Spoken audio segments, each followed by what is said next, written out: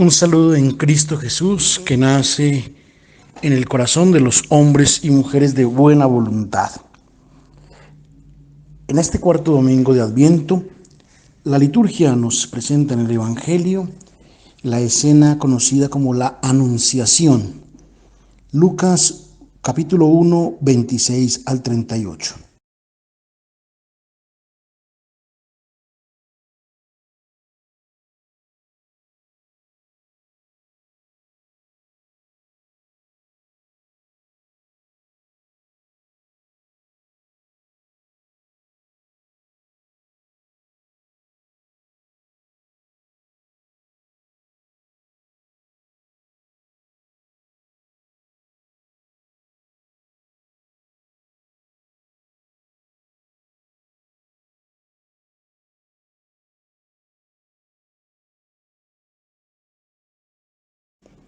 Es una de las escenas más representativas en la historia del arte. Enteras generaciones han sido fascinadas por las múltiples representaciones del ángel y de María en una imagen dulce y llena de colorido. Más o menos hacia el siglo XVIII se dio paso a la crítica histórica y a la crítica literaria y también a todas las representaciones que se habían dado en su momento, tanto artísticas como literarias, respecto de no solo de este texto de la Anunciación, sino de pues toda la Sagrada Escritura. Se pasa entonces a un estudio más racional y la búsqueda, si se quiere, de falsas representaciones e incongruencias. Es a causa de múltiples objeciones de este tipo, sobre todo de los iluministas, que el encuentro del ángel con María, que había fascinado a enteras generaciones, ha casi desaparecido del campo artístico.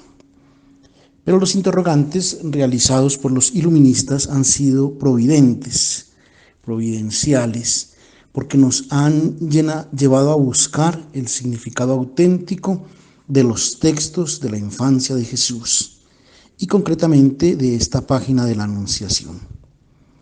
Lo primero que ha resaltado la crítica es que no se trataba de un reportaje o de un hecho material. Es una página con la cual Lucas quería presentarnos un mensaje teológico. Todos nosotros desearíamos saber cómo se llevaron a cabo los hechos. Esta escena es legítima curiosidad y la curiosidad pues no era el tema de Lucas propiamente dicho.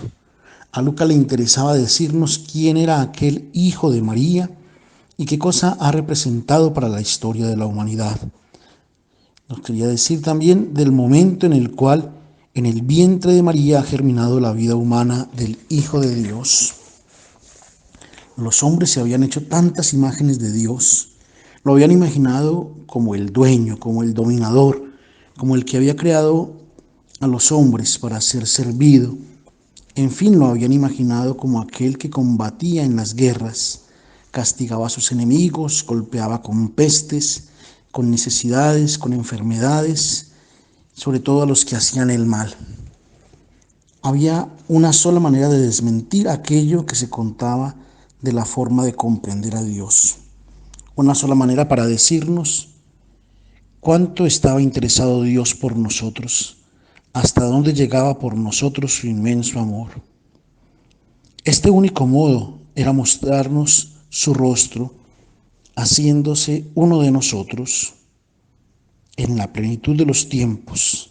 Como lo dice San Pablo en la carta a los Gálatas, su designio de amor se ha llevado a cabo en el vientre de una mujer, María. Esta es la única verdad que en la primera comunidad cristiana todos conocían y todos han profesado. El resto a ellos no les interesaba. Por tanto, como María había tomado conciencia de la misión a la cual había sido enviada, recordemos el tema de la misión y el tema de la identidad que desarrollábamos el domingo pasado con Juan el Bautista, aquí lo tenemos claro con María. María sabe cuál es su misión, entiende cuál es su misión y de ahí surge su identidad, la identidad de ser la madre del Señor. Y es así como nosotros no lo sabremos nunca, si la anunciación ha sido un hecho material verificable o se ha tratado de un evento, más probable de una revelación interior sucedida en María. Nosotros nos acercaremos a esta página de Lucas, como lo hacemos con todas las páginas del Evangelio, no para buscar respuestas a nuestra curiosidad, sino para acoger aquello que Él nos quiere decir y aquello que nos interesa para nuestra fe, y que nos lo dirá a través de las referencias bíblicas que nosotros buscaremos evidenciar. Comencemos pues leyendo los primeros dos versos, versos 26 y 27 del primer capítulo del Evangelio de Lucas.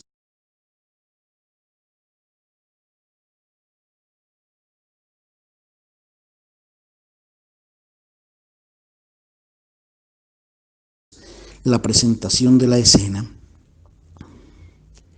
¿Cuándo ha sucedido la anunciación a María? Nos gustaría saberlo, incluso el mes, el día, por lo menos el año. Tratemos de descubrirlo con algunos cálculos. Debía ser hacia el año 746, después de la fundación de Roma, el año de la Olimpiada número 192, el año 20 de cuando César Augusto había llegado a ser emperador, el año 29 del reinado de Herodes el Grande, el año siguiente al año 7 en que había sido inaugurada la célebre Area Pacis, que había señalado el inicio de la Pax Romana para todas las fronteras del Mediterráneo. Estos datos a Lucas no le interesan. Él nos dice en el sexto mes, que desde el punto de vista cronológico no dice nada, pero desde el punto de vista del mensaje es muy importante, porque es el sexto mes después del anuncio de Zacarías. Esto es el sexto mes de cuando ha comenzado a realizarse el designio de Dios de venir a hacerse uno de nosotros. El sexto mes del tiempo nuevo, aquel del cumplimiento de las promesas de Dios. Es un modo diferente de valorar los datos de la historia. Una es la historia de los hombres, que vendrá cancelada, que terminará, y otra que permanecerá, la historia de Dios, que se ha encarnado en nuestra historia. El sexto mes en la historia de Dios. Esto en cuanto al tiempo. En cuanto al lugar, la Galilea. La Galilea era una región rechazada porque se le consideraba infiel y pagana, envuelta en las tinieblas del pecado, del error. Es la imagen de la humanidad en la cual ahora se encarna el Hijo de Dios.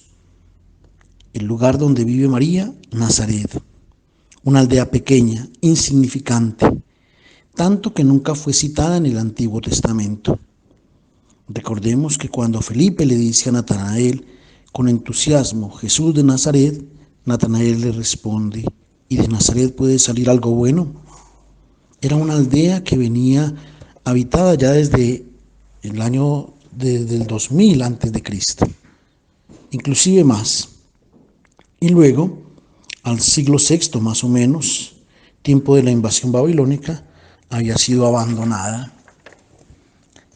200 años después, 400 años después, unos 200 años antes de Cristo, había comenzado a ser habitado nuevamente, pero no dejaba, como siempre, de ser insignificante.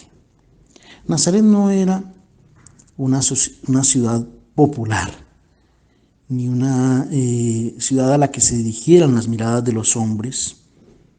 Todas las personas miraban hacia Roma, hacia Olimpia, el lugar donde se realizaban los juegos, o hacia Jerusalén. Los ojos de Dios tienen valoraciones diferentes de las valoraciones de los hombres. Un tercer punto sería la anunciación. Está dirigida a una virgen.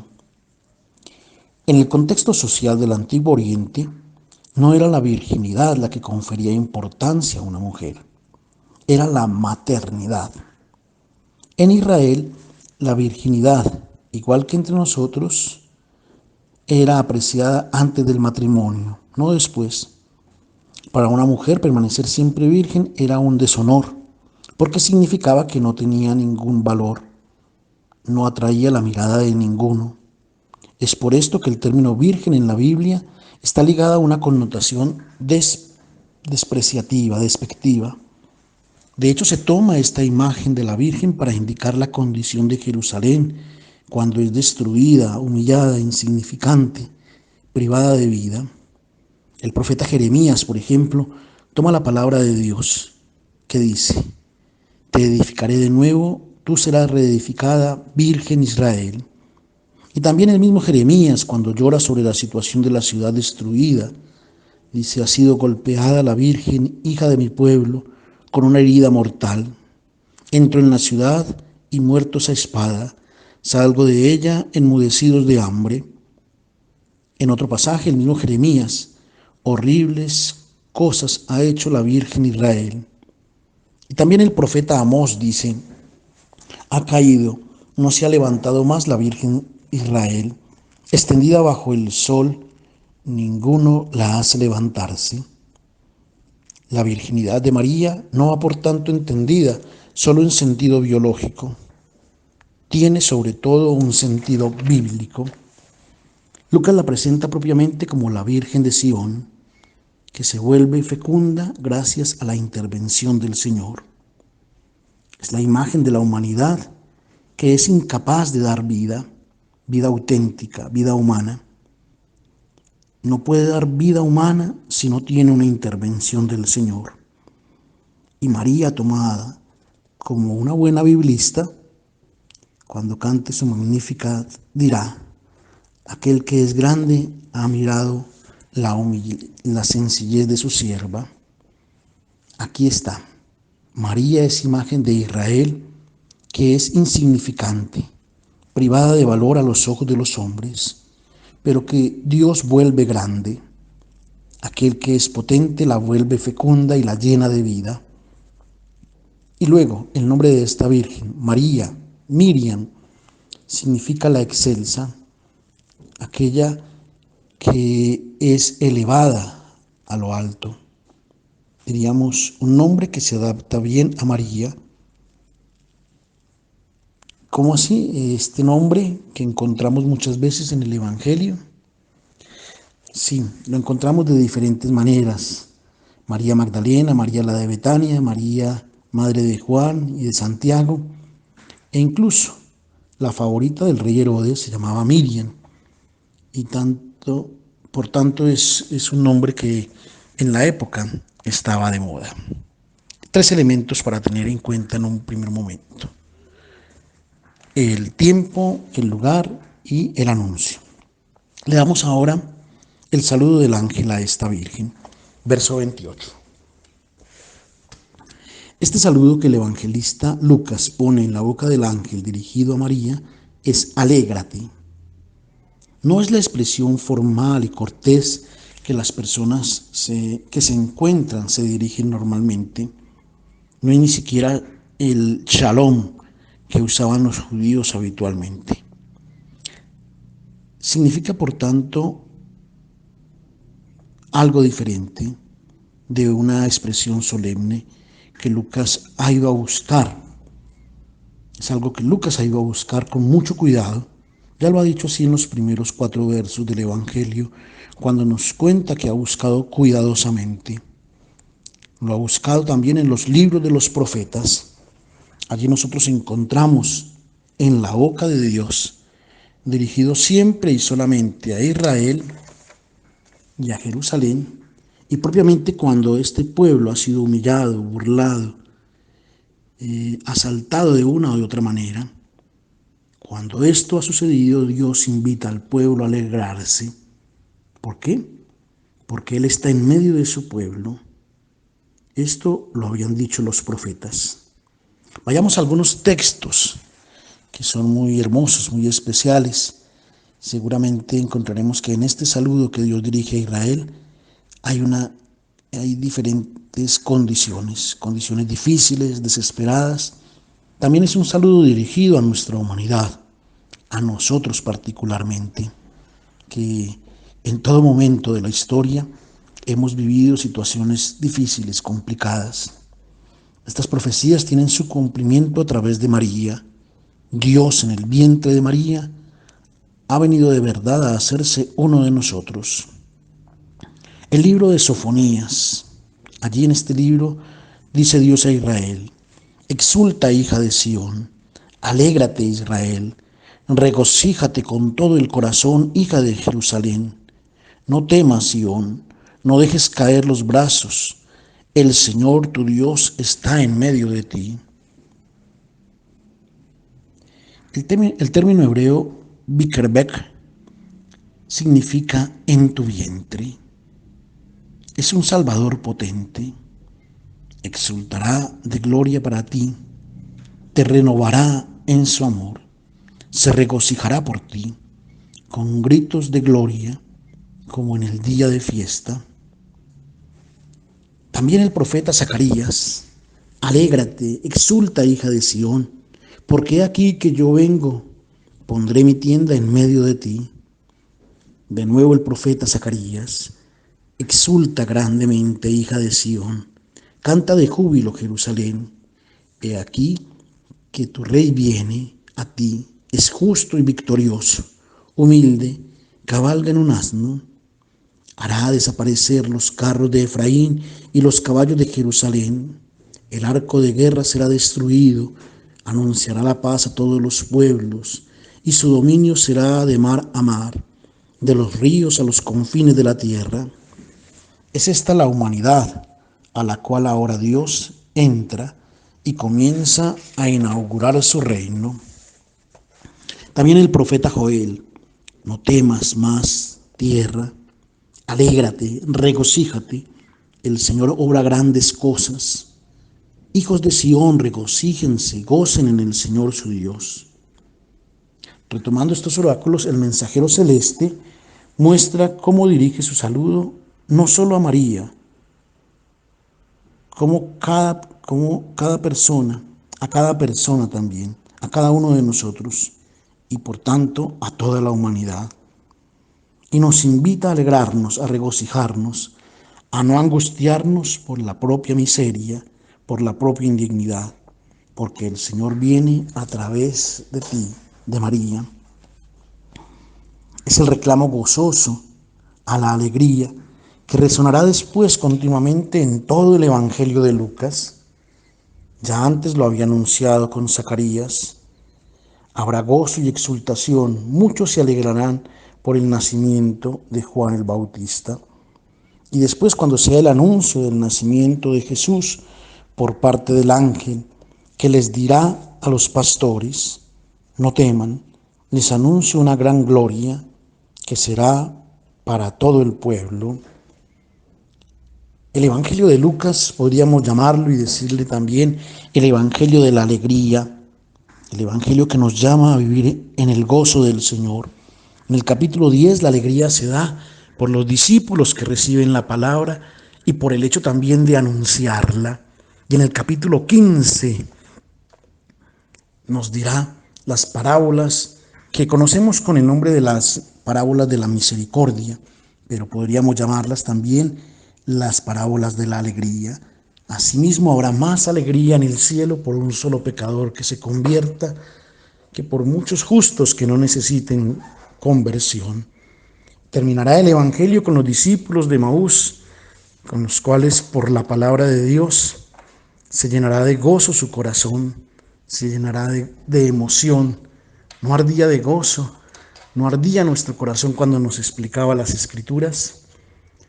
Interesante poder descubrir en todo el Evangelio de Lucas este llamado a la alegría que comienza aquí con María: alégrate. ¿A quién está dirigido este saludo? A María. Pero no dice alégrate, María, dice alégrate. Es un verbo griego muy importante, quejarito-mene. Podríamos traducirlo: alégrate, oh amada de Dios. O un poco parafraseando: alégrate, tú que has sido colmada de cada don del amor de Dios. Este verbo griego, jarito, es dirigido a María y después una sola vez dirigido a la humanidad. En la carta a los Efesios, dirigido a todos nosotros. Alégrense porque son amados de Dios. Cuando pensamos cuál era la historia de la humanidad, si recorremos la historia nos damos cuenta cuál era la situación del mundo. Guerras, violencia de todo tipo, opresiones a los más débiles, robos, homicidios, masacres. Esta era y ha sido en gran medida la historia de la humanidad. ¿Qué nos esperaríamos? Que Dios viniera y acabara con todo e hiciera un mundo nuevo, una humanidad nueva.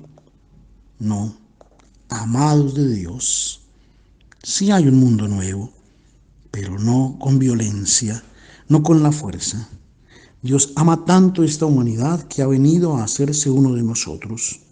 El Señor está contigo.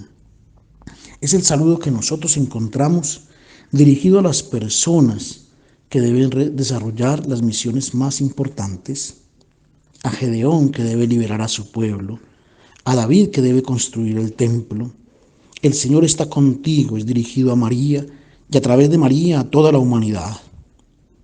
Ahora leamos entonces la reacción de María a este saludo, versos 29 al 33, capítulo 1 del Evangelio de Lucas.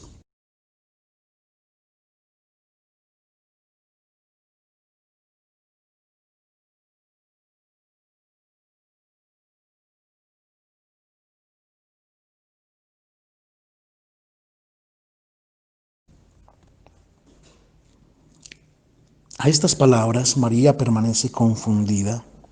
Se suscita estupor en su corazón por la palabra. Zacarías había permanecido confundido, turbado por la visión. María es por la palabra.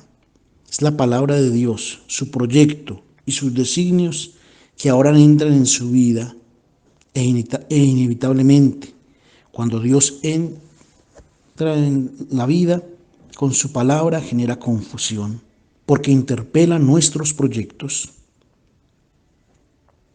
El verbo griego que viene empleado es diatarazomai. Tarotzoi indica los cambios en la agitación de las olas del mar.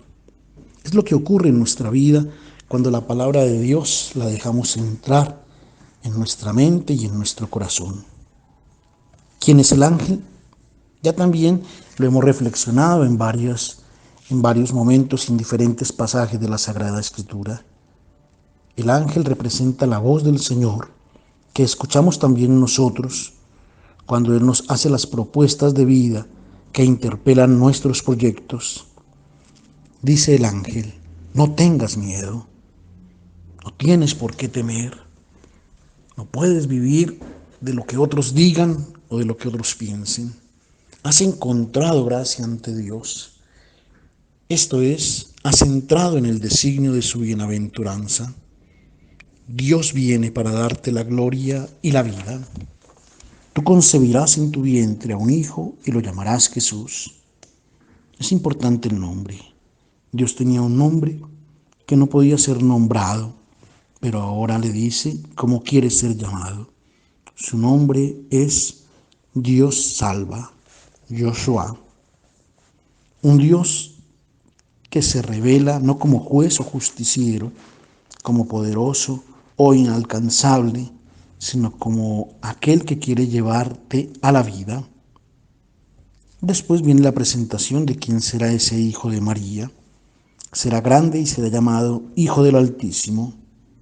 Sabemos que lo que significa hijo, aquel que se asemeja, aquel que revela el rostro del Altísimo, el Elión, el Altísimo, aparece 32 veces. Esta expresión referida a Dios en el Antiguo Testamento era el Dios que se presentaba grande, potente, como lo soñaban los israelitas. Recordemos a Moisés que proclamaba: grande es nuestro Dios, más que todos los dioses, porque es fuerte y victorioso. Moisés aseguraba a los israelitas: el Señor es nuestro Dios, el Dios de los dioses, el Señor de los señores. Dios grande, fuerte, terrible. En el último siglo antes de Cristo, las afirmaciones sobre esta grandeza, sobre esta maravilla de Dios se habían multiplicado considerablemente. El Señor grande y glorioso, admirable en su potencia, invisible, dice así el libro de Judith. En el Hijo de María nosotros tenemos el rostro auténtico de este Dios, del Altísimo. Se presentó en un bebé. Son estas las grandezas de Dios. Un Dios que se hace pequeño para revelarnos cómo es de grande su amor. Y después continúa el ángel. El Señor dará a este hijo el trono de David. Notemos cómo Lucas está componiendo esta página para decirnos la identidad del Hijo de María. Ya hemos reflexionado sobre la identidad de Juan el Bautista, sobre la identidad de María, ahora sobre la identidad de Jesús. El tema de la identidad es importante tenerlo en cuenta, sobre todo para que nosotros continuamente nos preguntemos quiénes somos, qué hacemos y cuál es nuestra misión. Nos la está describiendo con una serie de profecías. Nos la está describiendo con una serie de profecías del Antiguo Testamento. Se refiere a la profecía de Natán. Natán había hecho a David, que tendría un reino eterno. Este descendiente suyo, el Mesías. Bien, será su reino muy diferente de aquel que David se esperaba, porque será el reino no de quien se hace grande, sino de quien se hace siervo de los hombres. Este reino será eterno, durará por todos los siglos, será un reino sin fin. A este punto leamos la pregunta que María le dirige al ángel y el resto del texto, versos 34 al 38.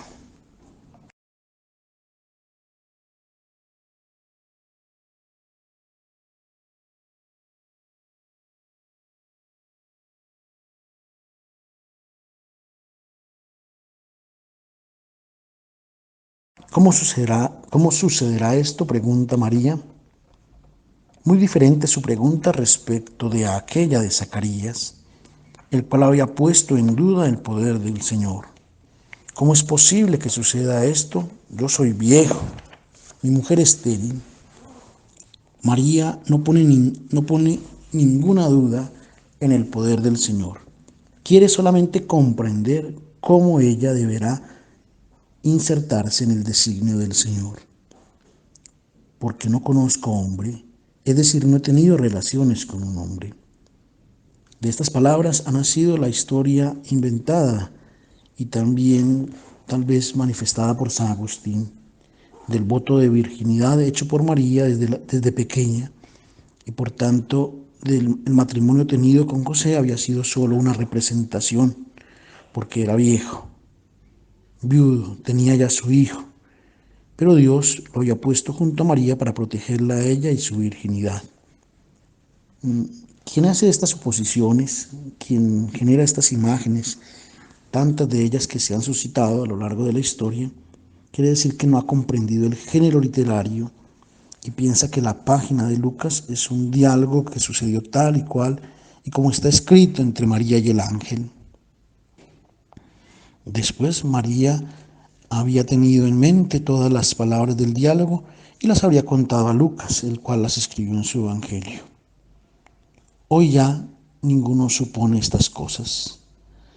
La crítica literaria, la crítica textual, nos lleva a mirar el sentido por el cual Lucas escribe el texto y no a mirar esto como una narración, eh, como un reportaje, sino más bien con un contenido de salvación, la palabra de Dios que nos da un mensaje teológico. María no pregunta cómo es posible que suceda esto, sino pregunta cómo me debo insertar yo en el designio de Dios. Y María se convierte aquí para nosotros en modelo de la respuesta que se debe dar al Señor. Cuando con su palabra entra en nuestra vida, el hombre no puede renunciar a la propia inteligencia ni a la propia libertad. La adhesión a Dios en la fe no exige nunca el rechazo de la racionalidad. El sí dado a Dios por ser verdaderamente humano, para ser verdaderamente humano debe ser ponderado, responsable. En esto María es verdaderamente el modelo de respuesta humana auténtica.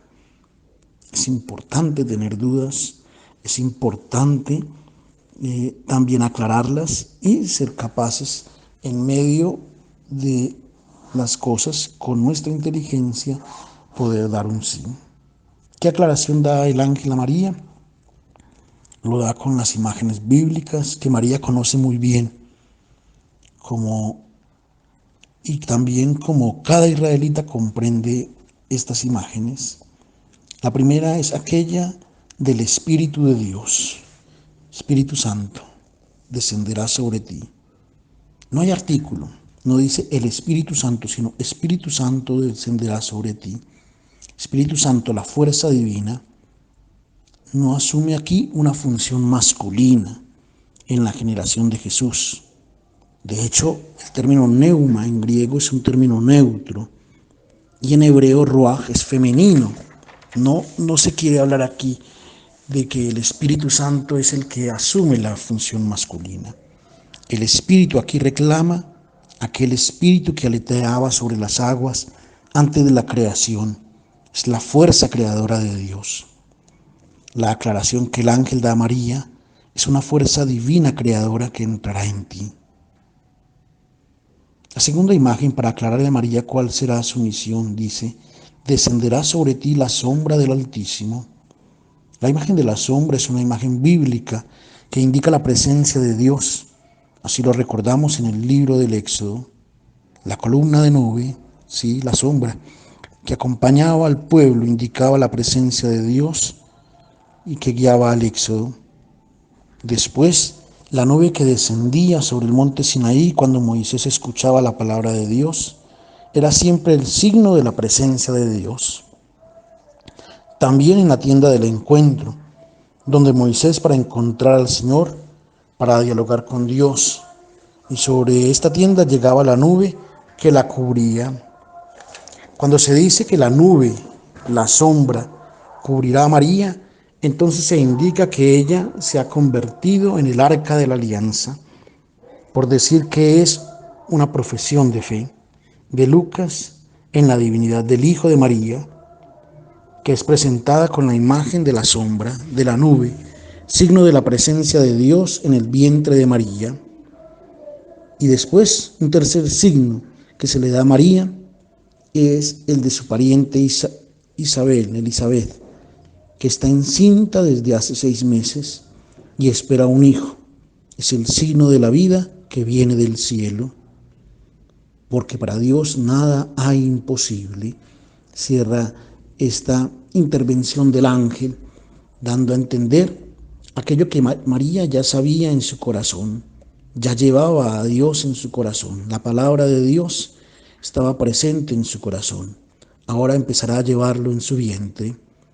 La respuesta de María: he aquí, aquí estoy. Es una expresión que aparece 178 veces en el Antiguo Testamento. La encontramos en la boca de Abraham. Abraham, Abraham, aquí estoy, responde Abraham. Samuel, Samuel, Samuel, aquí estoy. Los patriarcas, Moisés, el profeta Isaías, cuando el Señor los llama para realizar una misión, responden: aquí estoy. María entra en el grupo de estos grandes personajes y los supera a todos en el cumplimiento de una misión que supera a todas las que ellos han realizado. Ella responde: aquí estoy. Es la disponibilidad que ella da a Dios para la realización de su proyecto. Aquí estoy, nosotros lo encontramos no solo en la boca de los hombres, también lo encontramos en la boca de Dios. También Dios dice: aquí estoy. El profeta Isaías dice de Dios: Cuando lo llamas, el Señor te responde y te dice, aquí estoy. En la oración, cuando nos dirigimos a Él, tengámoslo presente, tanto Él como nosotros, llamados a manifestar la disponibilidad para salir al encuentro. Otra vez Isaías 52. Aquí Dios revela a Israel su identidad y dice, yo soy aquel que dice, aquí estoy. Dentro de poco nosotros contemplaremos al Hijo de María que nos revela el rostro del Altísimo. Veremos a un bebé, un niño que nos habla del Altísimo, que nos dice quién es Dios, cuál es el Dios en el que nosotros creemos. Es un niño, no nos dice más. Él nos revelará su identidad cuando crezca, cuando lleve a cabo su misión. El niño tiene necesidad de paz, de caricias, de ternura. De otra manera llorará. Ese es nuestro Dios, un Dios que ha venido entre nosotros. Es un Dios que nosotros no imaginábamos, que lo imaginábamos grande, potente, poderoso, justiciero. Y no, es un Dios que pide ser amado, porque solamente si entramos en esta dinámica con Él, podemos ser verdaderamente felices. Preparémonos ya directamente para esta celebración de la Navidad. Que sea una Navidad diferente, la posibilidad de dejar nacer a Dios en nuestros corazones. Él llega a nuestras vidas, nace en el corazón de los hombres y mujeres de buena voluntad. Un feliz domingo para todos.